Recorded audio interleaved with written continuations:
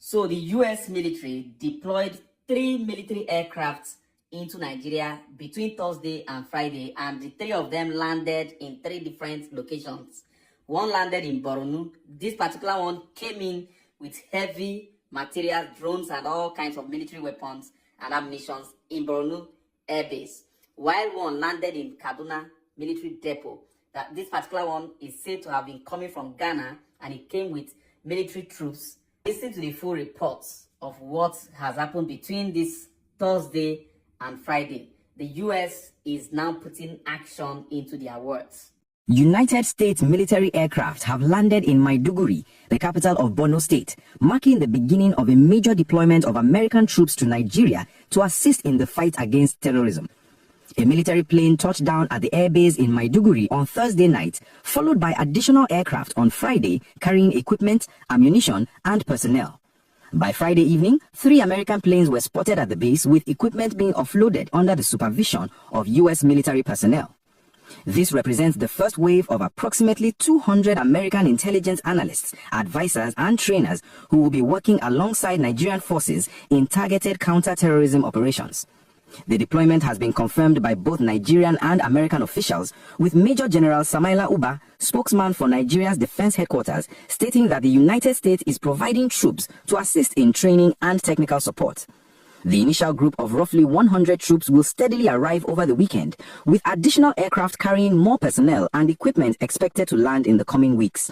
These flights are just the beginning of what will be a continuous stream of military transport planes landing at 3 main locations across Nigeria, according to a U.S. Defense Department official who spoke on condition of anonymity.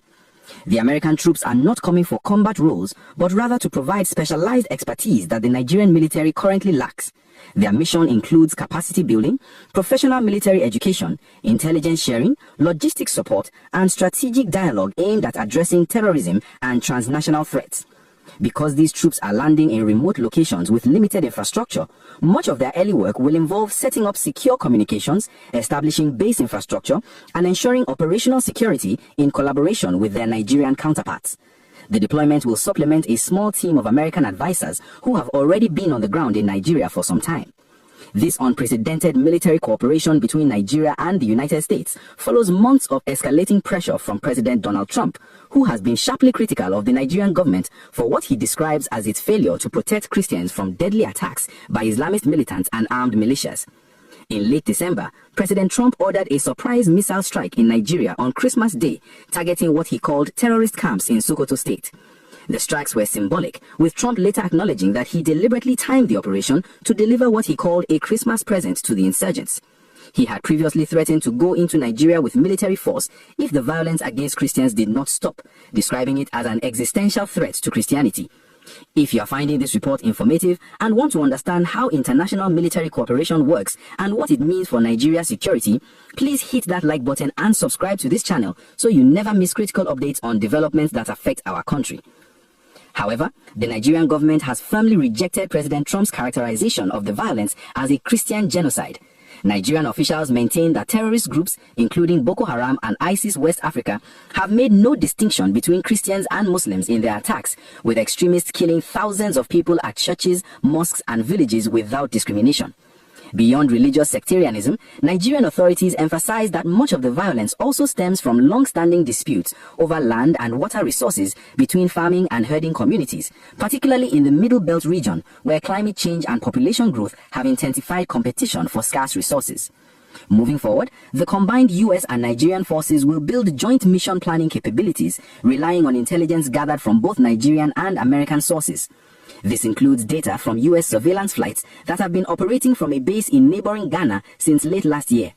The surveillance operations provide real-time information about terrorist movements, hideouts, and planned attacks, which will be crucial in targeting high-value individuals and disrupting terrorist networks. The Americans bring advanced drone technology, precision air capabilities, and sophisticated intelligence gathering tools that Nigeria does not currently possess in sufficient quantities. While General Uba declined to say exactly how long the American troops would be deployed in Nigeria, Pentagon officials have suggested that this specific mission is temporary and focused on supporting a particular set of operations. The flow of forces is scheduled to last for a couple of months, though officials have indicated that successful joint operations could lead to further deployments in the future. This represents a significant shift in U.S. military engagement in West Africa, particularly after America was forced to abandon its bases in neighboring Niger following a military coup in that country in 2024. Security and defense experts have weighed in on the deployment, describing it as technical support rather than a combat mission. Retired Army Intelligence Corps officer Chris Andrew explained that the Americans are bringing specialized expertise, particularly in drone operations and precision air capabilities, not frontline fighters. The focus is on training Nigerian personnel to use advanced equipment, improving intelligence gathering and analysis, and helping the military develop more effective strategies for combating terrorism. This approach is meant to build Nigeria's long-term capacity to handle its security challenges independently rather than creating dependence on foreign troops.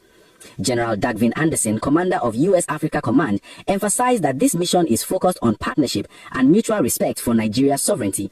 All engagements will be conducted in accordance with existing bilateral frameworks, with Nigerian forces remaining fully in charge of all operations and decision-making on the ground. The goal is to protect innocent lives and disrupt violent extremist organizations wherever they operate, while respecting the territorial integrity and independence of partner nations. The arrival of U.S. troops in Maiduguri carries symbolic significance, as the city has been the epicenter of the Boko Haram insurgency for a decade. Maiduguri has endured countless suicide bombings, attacks, and displacement of millions of people, making it a fitting location for international efforts to combat terrorism.